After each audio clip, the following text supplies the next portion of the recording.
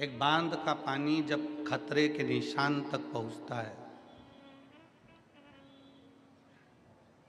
एक बांध का पानी जब खतरे के निशान तक पहुंचता है तो उस पानी को छोड़ दिया जाता है। तालाब का पानी जब खतरे के निशान तक पहुंचता है तो उसको छोड़ दिया जाता है। चोंगे जैसी आवाज आ रही है, यही पकड़ रहा है गला।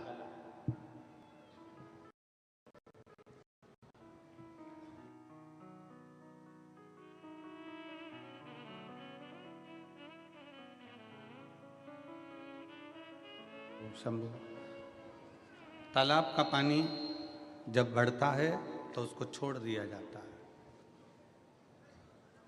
सरोवर का पानी बढ़ा तो उसको छोड़ दिया। खतरे के निशान तक पानी पहुंचता है तो उसको छोड़ देते हैं।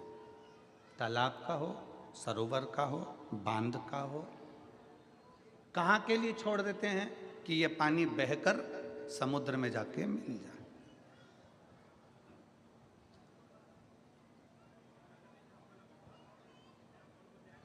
समुद्र में जाके ये पानी मिले। खतरे के निशान तक पानी आया तो उसको छोड़ दिया गया। खतरे के निशान तक पानी पहुंचा तो उसको छोड़ दिया।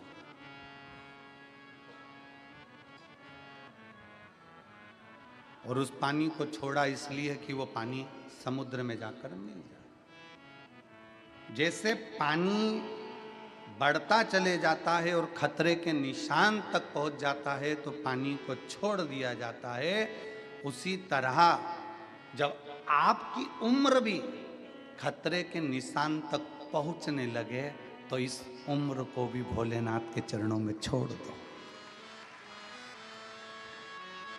ये उम्र भी खतरे के निशान तक पहुंचती है।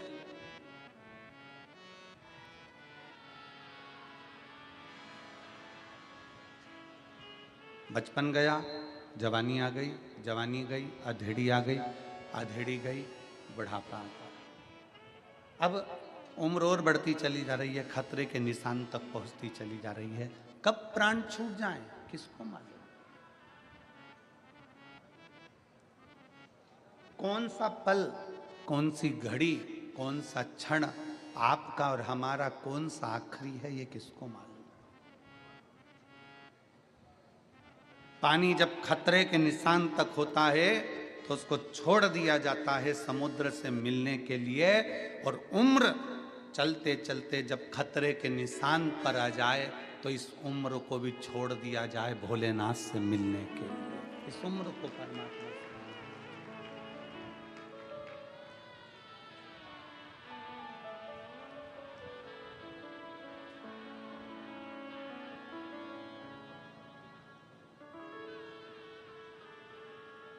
कभी जिंदगी में एक मौका मिले, मेरे काल अधिपति महाकाल राजा के चरणों में बैठो।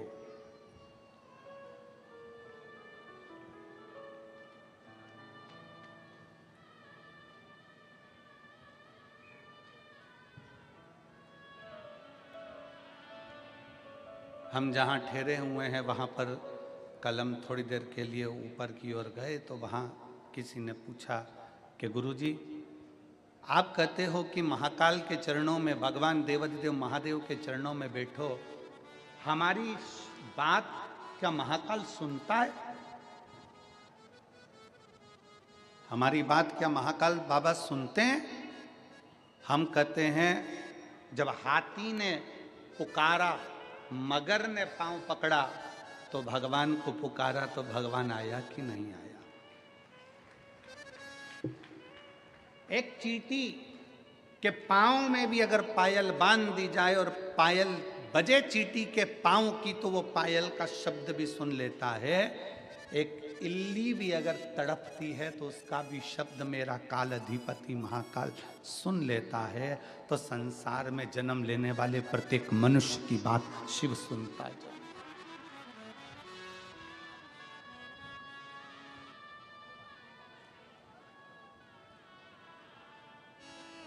सुनता है। हम हिंदी बोलते हैं, वो हिंदी में सुनता है। आप मराठी बोलते हो, वो मराठी में सुनता है। तुम्हारे बाजू वाले गुजराती बोलते हैं, वो गुजराती में सुनता है। और आगे वाले राजस्थानी में बोलते हैं, वो राजस्थानी में सुनता है। कोई तमिल में बोलता है, कोई कन्नड़ में बोलता है, कोई केरला में बोलता है, वो सब भाषाएं सुनता है, सब भाषा।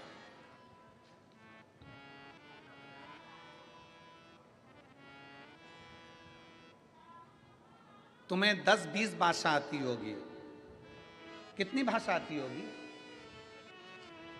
आपको और हमको 10-20 भाषाओं का स्मरण हो सकता है, हम समझ सकते हो, पर उससे पूछो, वो चिड़िया की भी भाषा समझता है, इल्ली की भी भाषा समझता है, झिंगुर की भी भाषा समझता है, चूहे की भी भाषा समझता है, पशु और पक्षी की भी भाषा समझता है। दर्द केवल मनुष्य को ही नहीं, शिव पुराण की कथा कहती है, दर्द इस मृत्यु लोक में चाहे जलचर हो, थलचर हो, वायुचर हो, कोई भी जीव हो, दर्द उसको भी होता है। और वो सबका दर्द मिटाने के लिए अपनी कैलाश को छोड़कर, अपनी अवंतिका नगरी को छोड़कर मेरा महाकाल राजा तुम्हारे करीब में आ ही जाता है। दर्द किसको नहीं होता?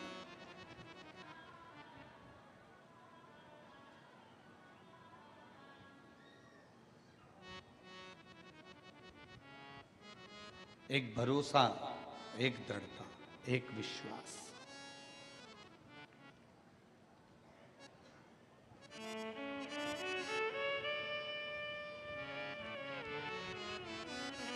कितना सुंदर किसी ने कहा कि मानो तो मैं गंगा मां हूं और ना मानो तो मैं बहता पानी। अगर मान रहे हो तो मैं गंगा जी हूं, नहीं मानोगे तो बहता पानी।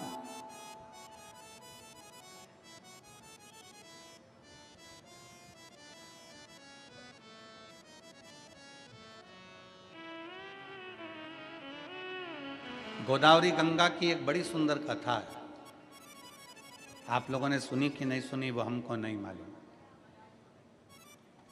माँ गोदावरी गंगा की बड़ी सुंदर कथा है। अंतऋषि अपने कामद वन में बैठे हुए थे।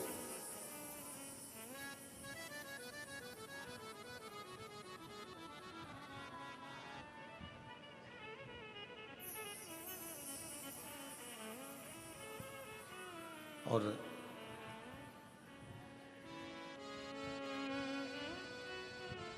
तप में लीन थे। आज उन्हें माता अनसुईया जी से कह दिया था, अनसुईया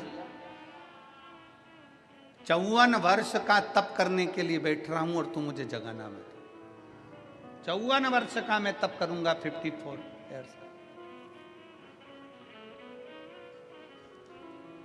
54 वर्ष का मैं तप करूंगा, तू मुझे जगाना मत, मेरे को तप करने दे।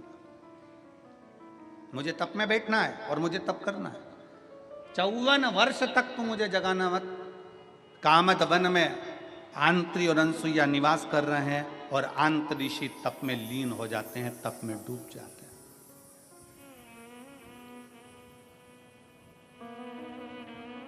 अनसुईया जी को क्या मालूम था कि ये कौन सी लीला होने वाली है, उनको तो कुछ ज्ञात नहीं था। पति दुकान पर क्या कर रहा है, सर्विस में क्या कर रहा है, नौकरी में क्या कर रहा है, फैक्ट्री में क्या कर रहा है, पत्नी को उससे मतलब नहीं है। पत्नी को तो ये मतलब है कि मेरा सुहाग अमर रहे, मेरे बच्चे अच्छे रहें, परिवार में कोई दुखी ना हो, मेरे सास ससुर, मेरे परिवार सब अच्छे से रहे। पत्नी का फर्ज ये है कि वो अपने परिवार का सुख चाहती है। स्त्री क्या चाहती है? अपने परिवार का सुख।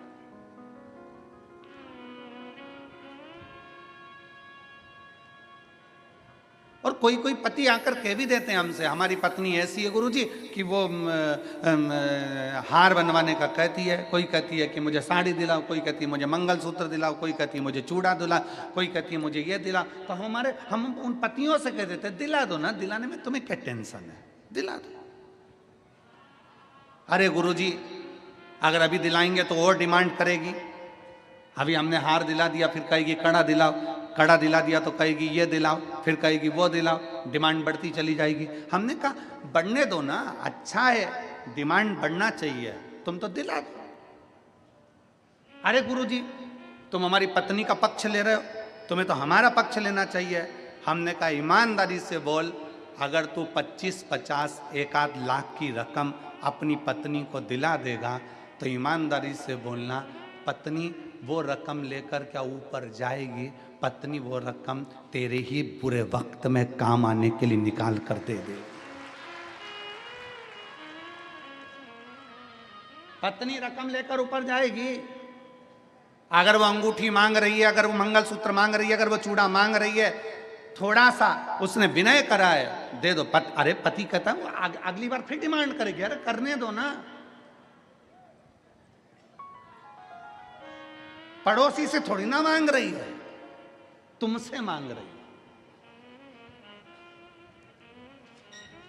और जो अपना होता है, जो अपना प्रिय होता है, मांगा भी उसी से जाता है। जैसे मेरे महादेव अपने प्रिय हैं तो उनसे मांगा जाता है। हमने पहले भी कथा में कहा, कई लोग हमारी इस बात का विरोध करते हैं। कई लोग कहते हैं कि भगवान से नहीं मांगना चाहिए, भगवान को तो देना चाहिए है।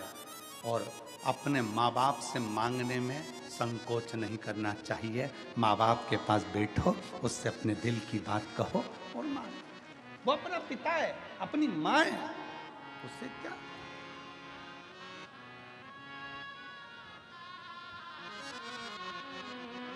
हम दूसरे से तो नहीं मांग रहे, हम दूसरे के दरवाजे पर तो नहीं जा रहे, हम दूसरे की चौखट पर तो नहीं जा रहे। और फिर निवेदन है, कोई तुमसे कह दे कि वहां चले जाओ, वहां से ये मिल जाएगा, वहां चले जाओ, वहां से ये मिल जाएगा, वहां चले जाओ, वहां से ये मिल जाएगा। नहीं नहीं, हमें अपने शिव को छोड़कर हम कहीं नहीं जा सकते। हमारा भरोसा हमारा शंकर है।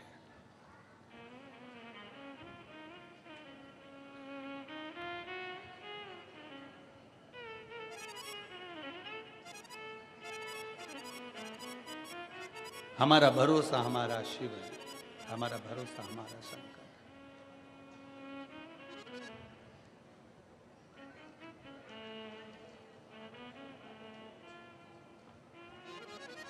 और जब हमारा भरोसा हमारा शिव हो जाए तो वो लीला रचता है। स्त्री के पास में अगर कोई सामान रखा हुआ है, कोई साड़ी अच्छी मिल गई है, मेरी जीजियों पर विश्वास तो करो। ये मेरी इतनी सारी बहनें बैठी हैं ना, ओ मेरे जीजाओ, इन पर जरा भरोसा कर कर देखना। मायके से भी अगर अच्छी साड़ी मिल जाती है ना, तो ये मेरी बहनें पहनती नहीं है, पेटी में रख देती है। मेरी बेटी बड़ी होगी, उसकी शादी होगी तो उसके दहेज में दे दूंगी।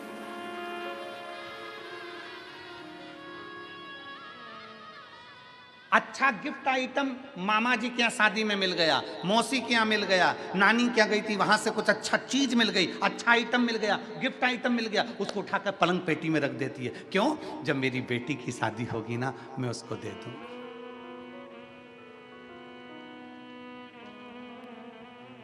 थोड़ा सा अच्छा सामान मिल गया ना, मेरी ये जीजियां उठाकर संभाल के रख देती हैं। मेरी बहू आएगी ना, उसको दे दूं। और क्या चाहिए तुमको?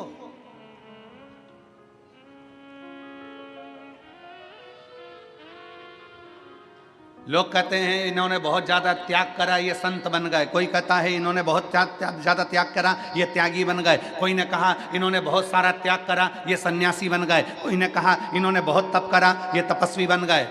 शिव महापुराण की कथा कहती है, घर की स्त्री के आगे सारे संत, साधु, सन्यासी, तपस्वी, साधक, उपासक फीके हैं, क्योंकि उससे बड़ा त्याग कोई नहीं कर सकता। घर की स्त्री के आगे सारे संत, साधु, सन्यासी, तपस्वी, साधक, उपासक फीके हैं, क्योंकि स्त्री के आगे कोई त्याग नहीं कर सकता। एक नारी अपने लिए कोई व्रत नहीं करती। सोमवार का व्रत करती है तो पति के लिए, छठ का व्रत करती है तो बच्चों के लिए, चतुर्थी का व्रत करती है तो पति के लिए। जितने व्रत एक स्त्री करती है वो अपने लिए। बता दो कोई सा व्रत इसमें बताओ, एक शास्त्र में व्रत बता दीजिए जो स्त्री खुद के लिए कर रही है। पति के लिए अखंड सौभाग्य के लिए करेगी, तीज का व्रत अखंड सौभाग्य के लिए करेगी, चतुर्थी का व्रत अखंड सौभाग्य के लिए करेगी, पंचमी का व्रत अपने बच्चों के लिए करेगी, छठ का व्रत अपने बच्चों के लिए करेगी। एक स्त्री अपने लिए कोई व्रत नहीं करती, अपनी उम्र बढ़ाने के लिए कोई व्रत नहीं करती, अपनी सेफ्टी के लिए कोई व्रत नहीं करती। अगर भारत की भूमि की एक नारी अगर व्रत करती है तो अपने परिवार, अपने पति और अपने बच्चों के लिए करती है। इससे बड़ा त्याग कौन कर सकता है? इससे बड़ा तपस्वी कौन हो सकता है? इससे बड़ा सन्यासी कौन हो सकता है?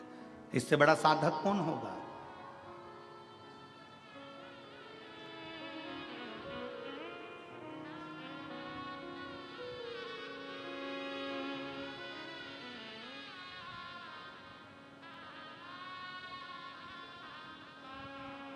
कल हमारे पास में सूचना आई, गुरुजी बांग्लादेश में हिंदुओं पर बहुत अत्याचार हो रहा है।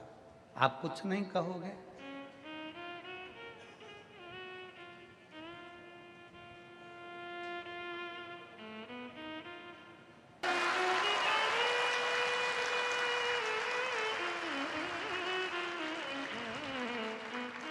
गया समय बांग्लादेश में जितने हिंदू रहते हैं, अब हाथ जोड़ना बंद करो, हाथ खोलना चालू करो। गया समय।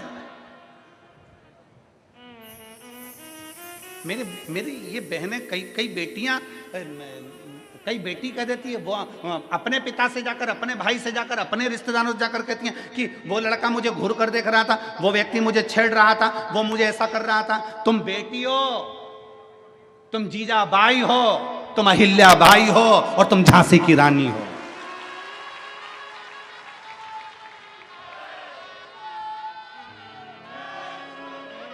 तुम अकेली हो क्या? अकेली एक स्त्री, एक बेटी अपने पिता से जाकर कहे कि वो लड़का मुझे छेड़ रहा था, कोई जाकर कहे कि अपने भाई से वो लड़का मुझे छेड़ रहा था। अरे तुम जीजाबाई बन जाओ, अरे तुम झांसी की रानी बन जाओ, तुम अहिल्याबाई बन जाओ।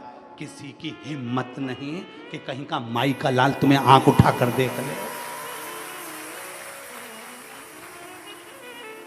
मेरी बेटियों, माला भी साथ रखो और भाला भी साथ रखो, कभी भी कुछ भी काम आ सकता है,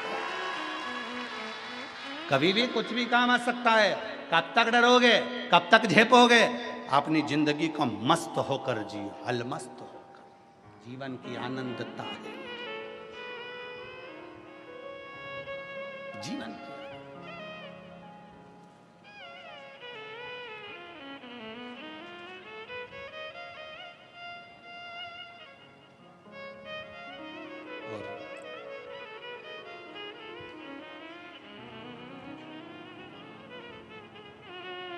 महाराष्ट्र के, पूरे महाराष्ट्र के एक एक सनातनी ने, शंकर भगवान के एक एक भगत ने बता दिया कुछ दिन पहले कि हम सब इकट्ठे और शंकर जी के पट्टे। सब सनातनियों ने दिखा दिया कि अब हम झेपने वालों में से नहीं, झेपने वालों में से। आदर करिए, सम्मान दीजिए, सत्कार करिए।